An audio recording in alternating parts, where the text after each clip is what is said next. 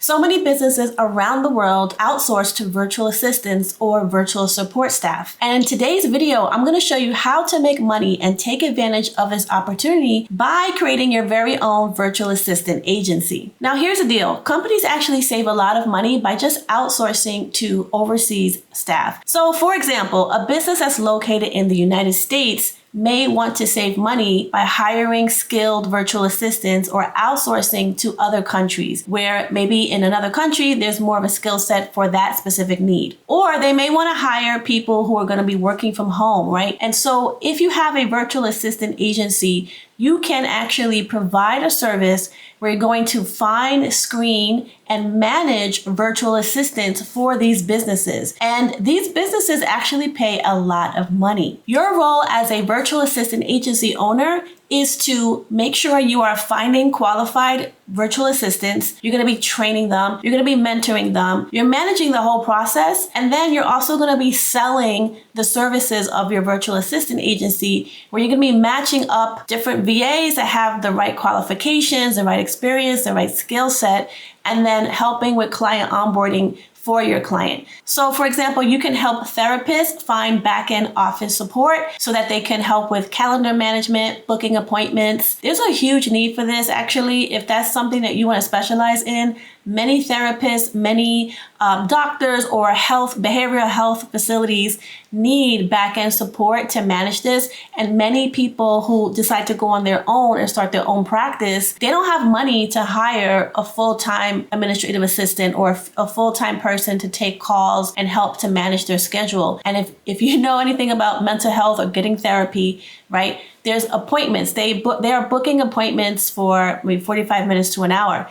And if a therapist has, 50 clients a month, their calendar is crazy. And this therapist has to now manage the clients and do the therapy. And they also have to manage, the administrative side. They have to make sure that people are, booked, that they're in the system. The billing has to be taken care of. And so you can imagine there's actually a huge need to place virtual assistants in behavioral health and that specific industry, especially with therapists. So just giving you a little hint, if you want to really take advantage of this type of business, I highly recommend that you may look into that, right? Or you may want to help real estate agents with their bookings, with them, helping them with posting their listings for different houses on social media platforms like Instagram, like Facebook, or different platforms. And so you can hire and find virtual assistants from all over the world to help real estate agents with this type of service, because there are so many administrative tasks that can be outsourced to a VA in the real estate niche as well. So the first step is you want to definitely find a profitable niche, right, that has a demand for hiring affordable help. Now, this is what I want you to understand. Businesses, many small to mid-sized companies, they will actually save money because hiring a full-time employee in the United States or in somewhere in Europe or anywhere in North America can be really expensive. They have to pay for benefits. They have to pay other types of administrative tasks just to manage the payroll, right?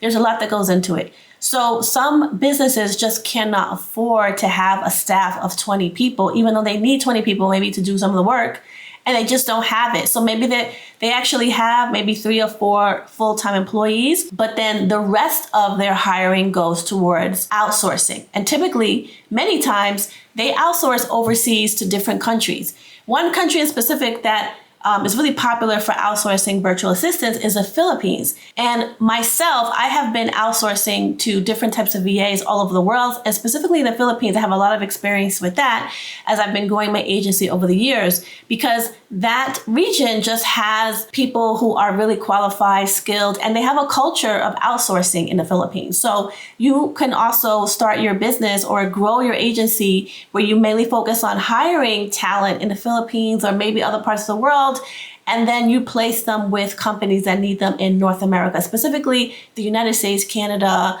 and different countries in Europe. Now, the reason why these companies would like to go and work with someone who can manage the process, like your virtual assistant agency, if you set it up the right way, is because they don't have time to manage these virtual assistants, because you have to manage people, right? There's people management involved. And so as a virtual assistant agency owner, you would take over this entire process. You will be managing on a monthly basis, right? You'll be helping with, if the virtual assistant decides to take some time off for the holidays, you would be finding a backfill for them. You'll be handling the payroll, the payment, the benefits, right? There are benefits that you can give. You can give end of the year bonuses to your virtual assistant team. And so you're managing that part. This is why a company will hire your agency, because you take the load off. All they have to do is tell you what they need help with, what type of tasks they need on a monthly basis, and then you're going to make sure you manage the process. You're going to be training the virtual assistant to make sure they know what they have to do, equipping them with the tools that they need and supporting them, and doing this on a weekly and monthly basis. With this type of business model, you are the CEO of the business. You are not the one that's doing the work. You're just acting as a leader or a manager of the business. And so in a nutshell, you really are going to be living off the profit margins, okay? The way you're going to pay yourself is you're going to first pay the virtual assistant, and then any profit from that goes back into your business or to pay yourself.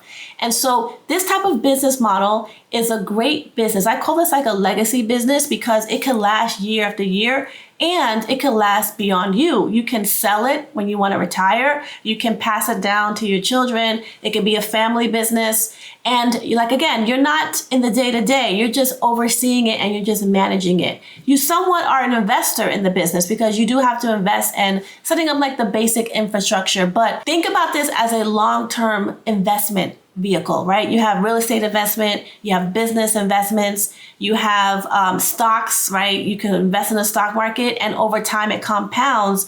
And then if you invest in dividend paying stocks, you pretty much will make passive income every single year. So you can think about the virtual assistant business or agency model as an investment that over a year, time after time, as you grow it, it becomes its own asset. And when you set it up and structure it the right way, this business can run by itself and you're just going to be collecting the checks, right, at the end.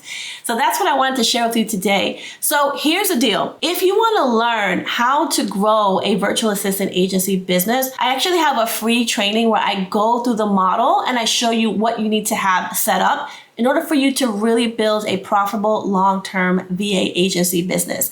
So you can find the link to that training in the description of this video. Also, make sure you subscribe to my channel where I talk about how to grow a VA agency every single week. And I will see you in the next video.